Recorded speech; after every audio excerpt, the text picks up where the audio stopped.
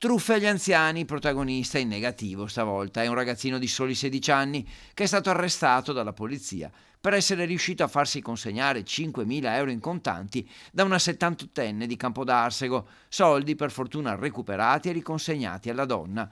Il giovane aveva telefonato fingendo di essere un maresciallo dei carabinieri e che il figlio dell'anziana aveva causato un incidente con un ferito grave. Per liberare il figlio servivano 5.000 euro e la donna aveva confermato di averli con sé. Così, fingendo di essere un collega del maresciallo, il sedicenne si è presentato a casa della 78enne ritirando i contanti. Quindi la corsa in stazione a Padova per allontanarsi dalla città.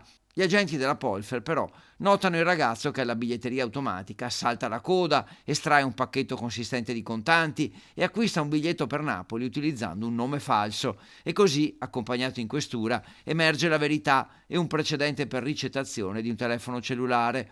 Gli investigatori trovano conferme nelle immagini delle telecamere di Campodarsego e così il giovane viene arrestato per estorsione in flagranza, messo a disposizione della Procura della Repubblica per i minorenni di Venezia e trasferito dai poliziotti della squadra mobile all'Istituto Penale per minorenni Santa Bona di Treviso. All'anziana vittima, che ha ringraziato la polizia, sono stati così restituiti i 5.000 euro.